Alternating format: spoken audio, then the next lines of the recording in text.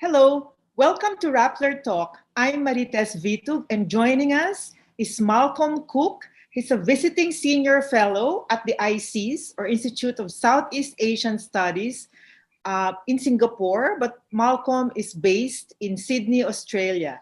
So, welcome, Malcolm. We know that Malcolm has been watching Southeast Asia and the Philippines in particular, and he's been looking at Philippine foreign relations, especially with the big powers, US and China. So, thank you, Malcolm, for joining us. Thanks for inviting me. Yes, it's very timely, actually. We're talking now a day after what happened in the US when the Capitol was stormed. So maybe I'll ask you first about how do you see Philippine foreign relations with US unfolding this year in 2021?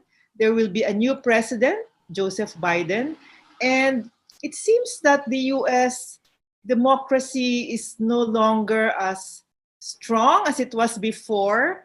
So how do you see the dynamics between Philippines under Duterte and Philippines under Biden? I'm sorry, US under Biden. Yeah, I think there's two challenges for the bilateral relationship under Biden, both coming from changes in the United States. So the first one was, as we saw when President Duterte came into office and President Obama, the last Democratic president, was still in office, both the personal chemistry between President Obama and President Duterte was very bad, but also the Obama administration's criticism of President Duterte's, the early stages of his signature war on drugs, led to a crisis in bilateral relationship and the first talk about, for example, canceling the Enhanced Defense Cooperation Agreement. And when President Trump came into power, both the personal chemistry between the two presidents got better. I think they have some things in common. And President Trump's downplaying of the United States' traditional focus on human rights, for example, and democratic governance removed that problem. I think President Biden, when he was running for office and looking at some of the people he's appointed, has committed to not only going back to a traditional Democratic Party focus on governance and human rights, but making it a central pillar of a Biden administration foreign policy from the very beginning. And we also have the International Criminal Court could soon decide to start a case on the allegations about human rights violations in the war on drugs, which could create an event. So I think the human rights agenda could come back to be a major problem in US-Philippine relations sooner than later, and will be a potential first test for President Biden in Southeast Asia. The other problem, I think, as we saw from yesterday's astounding images in the United States and President Trump's lukewarm criticism of it, even till today. I think the Biden administration, both because of those major challenges to the core of US democracy, but also COVID-19 has not been contained at all in the United States, may be very preoccupied with domestic challenges. So you may have a preoccupied US president and one that's also focusing on human rights issues as a way of keeping the Democratic Party and its supporters happy. That combination doesn't look good for US-Philippine relations in 2021 or until the end of the Duterte presidency. Yes, that's right. In fact, recently, President Duterte threatened the US, saying, if you don't give us vaccines, we won't extend the visiting forces agreement. So he politicized the vaccines for the Filipinos. So already this will cause tension, you think, soon, because we're expecting when Biden takes office, there may be negotiations because May 2021 is when the VFA will expire. So what do you see in your crystal ball, Malcolm? Yeah, I think as when it comes to the visiting forces agreement, but also the Philippine-U.S. Alliance as a whole, President Duterte, first of all, isn't a strong supporter of the alliance, as he's made clear, unlike his foreign secretary and defense secretary. But also, I think he's wanted to show to Filipinos and to the Americans that he's the one that's guiding the future of the alliance. So when he threatened to cancel the visiting forces agreement because Senator De La Rosa had his US visa canceled over the arrest of Senator De Lima and the war on drugs. And then even when he suspended that, he didn't withdraw the letter to cancel or withdraw. He just suspended it. So that still gives him as an individual control over the direction of the US-Philippine alliance. And I think that his recent, as you note, linking of vaccine availability to Philippine external defense policy by saying, unless you give us a vaccine, the United States government doesn't produce any vaccines, we'll withdraw the VFA, kind of shows this continued desire of Duterte to try to show that he's guiding the direction of US-Philippine alliance. And if the US doesn't give him what he wants on many fronts, not just in external defense, he will threaten. What that means for the negotiations, as you say, I would think it's very difficult for the US side to have faith in the Philippine side if the Philippine side is negotiating, because the president could easily at the last minute, as he's done already, decide to take it in a different direction. So before President Trump was seen as the unpredictable president in US-Philippine relations, I think this year Duterte might be the unpredictable one. Yes, I remember that incoming President Biden wrote about some time ago about a summit for democracies. That's one of the first things he's supposed to convene. And of course, we don't know who will be invited to the Summit of Democracies. And I think this will be a difficult issue in Southeast Asia, Malcolm. You know, there are several some authoritarian leaders here. So how will this play out?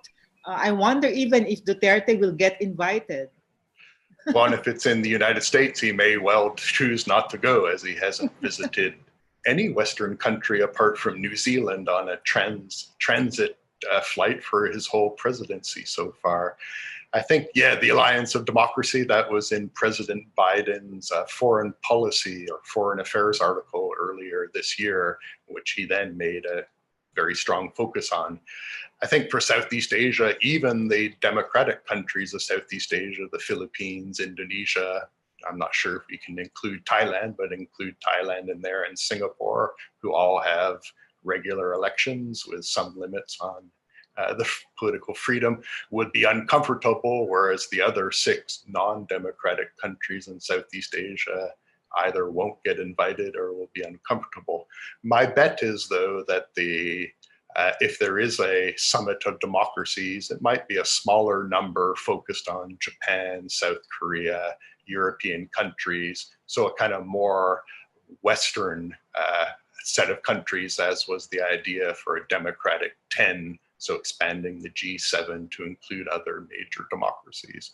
So Southeast Asia may not get too many invitations that they may not want anyways. So, one possibility is that with Biden focusing on human rights, promotion of democracy, it may push Duterte much closer to China. I mean, that's where he is anyway at the moment. So can you look at Philippine foreign relations with China at this point in time, with Biden trying to, well, not compete, but at least refocusing or re-anchoring foreign policy on human rights and democracy? Yeah, I guess the first question will be, how much will that just be a rhetorical shift? As I say, democratic presidents have long, but for example, US-Vietnam relations have expanded significantly over the last 3 US administrations, and Vietnam is about as far away from a democracy as you can get. It's a one-party communist party dictatorship. So I think, as with all US governments before Donald Trump, how do you balance a rhetorical support for democracy and human rights with getting along with key countries? I guess the problem is there's many Congress men and women that have particular human rights interests focused on particular countries. So certainly Myanmar, there are certain key senators and Congress people that were reelected that have passed bills or tabled bills to criticize Myanmar for its human rights issues with the Rohingyas. The people that filed bills in the Senate and House of Representatives under the Trump administration against the Philippine war on drugs, the three that I know have been reelected. So my bet is Congress and the Senate, particularly now that both have Democratic majorities, may try to force the US executive and the Biden administration to take up some of their long-standing human rights concerns. And that would be quite hard for Biden to ignore, I think. So rather than President Biden making foreign human rights concerns a major issue in key relationships like the Philippines and Indonesia and Thailand, for example, it could actually come from the legislature forcing, for their own domestic political interests, forcing Biden to make reaction. That's why I'm worried for US-Philippine relations if the International Criminal Court does decide to move towards an investigation of the case that was filed with it. It would be very hard to see how the Biden administration, particularly with those congressmen and senators and congresswomen that have a history of focusing on human rights concerns in the Philippines, I'm sure they'll be pushing for a Biden administration to live up to its promises. So I think it'll be a bottom-up problem for Biden rather than a top-down one. That's interesting also because we're expecting the International Criminal Court to make an announcement first half or first quarter maybe of this year. And of course, you know that President Duterte has said he will not allow any investigator or any of the staff of ICC to come to the Philippines. So that will also be a problem. And as you said, it may be coming from the legislature.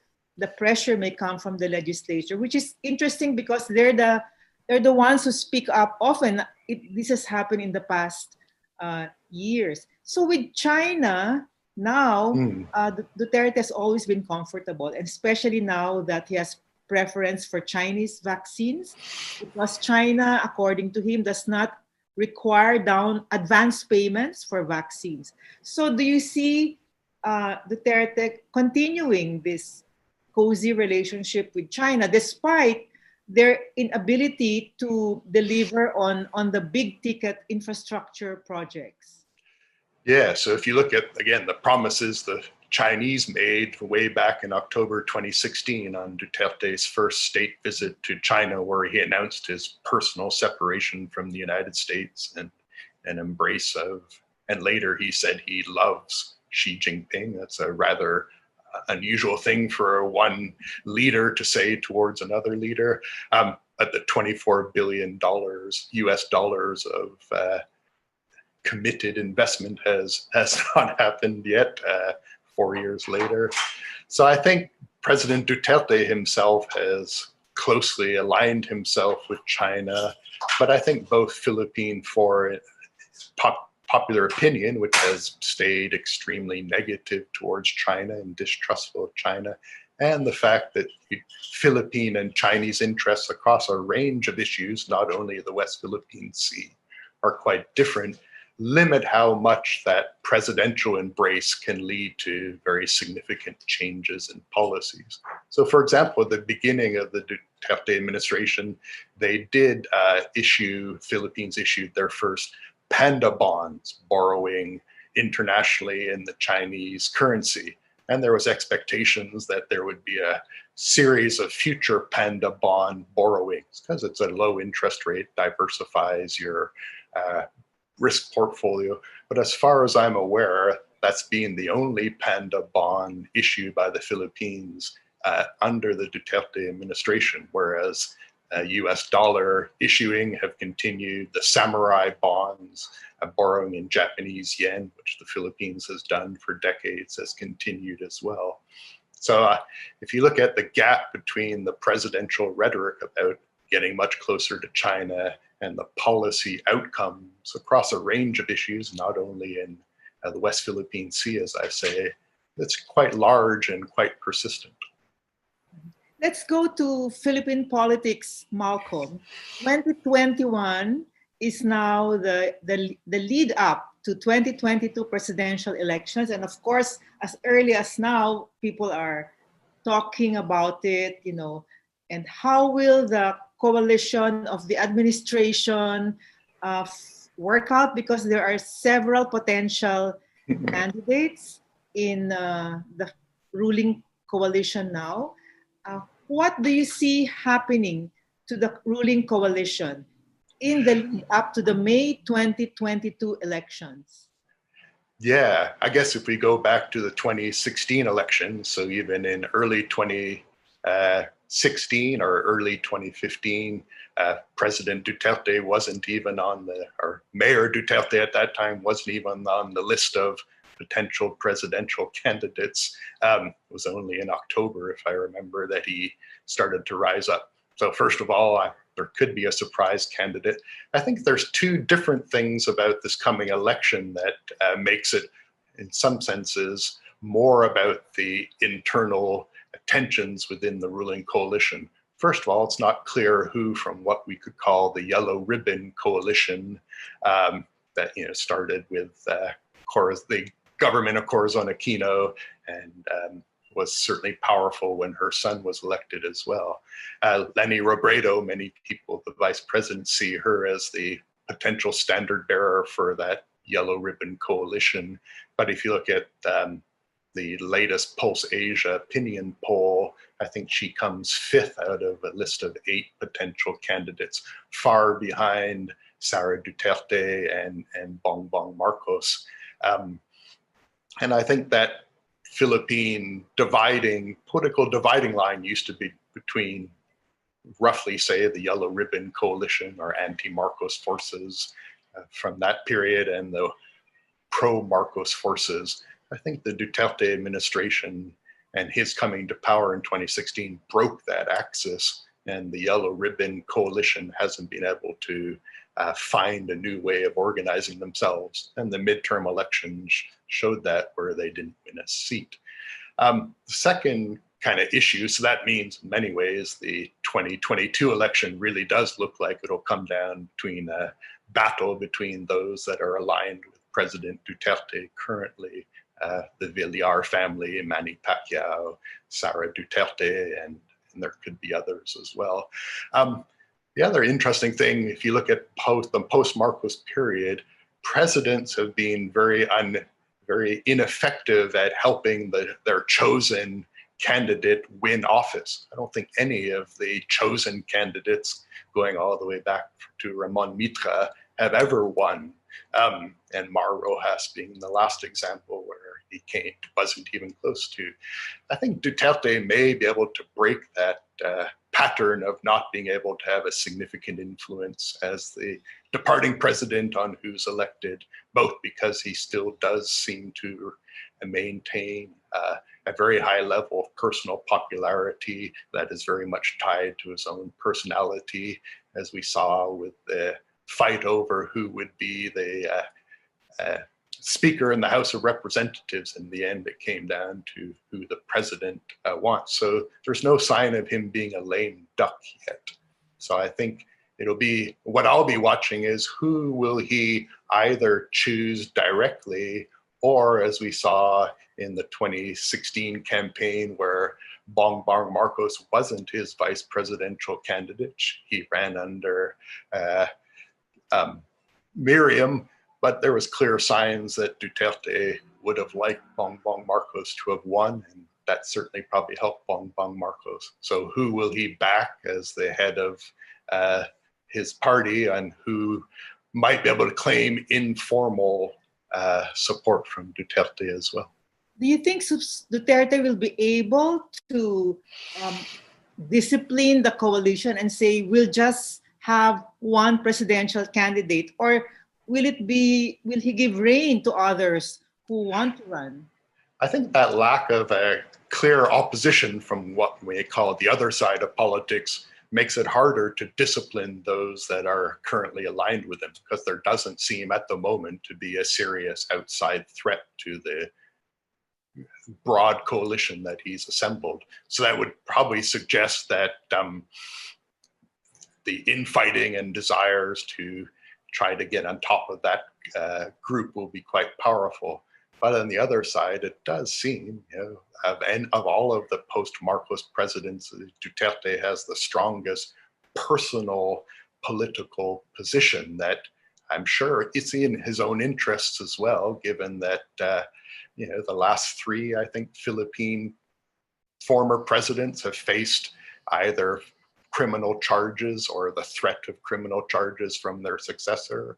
And President Duterte probably has a lot of actions he's taken at president that somebody that isn't closely aligned with him that succeeds him could consider worthy of at least investigation. Yes, I just wanted to go back, Malcolm, to an earlier issue about the VFA and the vaccine. If you were to advise the new Biden administration, how can they deal with Duterte on this issue? Because he already made it public. No vaccines, no VFA. I guess the first thing I would say is Duterte has said many, many things. And he even said early in his administration, 3 of the 5 things I say are not serious, without any guidance of which of the 3 are humorous and which of the 2 are serious policy statements. I think he even mentioned at one point that the United States might put in nuclear weapons in the facilities covered by the Enhanced Defense Cooperation Agreement, even though the Department of National Defense in the Philippines saw no evidence of this. So the first thing I would tell President Biden or whoever is Undersecretary for East Asia is in the State Department to take what President Duterte says with more than a grain of salt, but also that, as we saw with the decision to withdraw from the VFA, issues that are quite separate from the major issues of what should a 2021 VFA look like, given the changing security environment, issues far away from that are domestically oriented in the Philippines can swing. I guess the second thing I'd say, given that the vaccines in the United States are not government produced, but are produced by private sector firms that obviously want to get paid for the major investments they made, I think the USAID investment to help the Philippines combat the COVID-19 pandemic has been quite significant. So if you look across Southeast Asia, the Philippines has received the most aid, I think, from USAID, given those strong ties. So if I was Biden, I wouldn't try to give free vaccines to the Philippines, but I might suggest a bigger USAID project to help the Philippines in the COVID-19 recovery phase that everybody's hoping all countries enter into this year. That might help, as I say, sweeten the pot a little bit. One last question, Malcolm, you discussed this earlier, offline, about one of the things to watch in 2021 is climate change, because we seem not to really be concerned about it here in the Philippines. So why should this be an issue for 2021 here, particularly in the Philippines?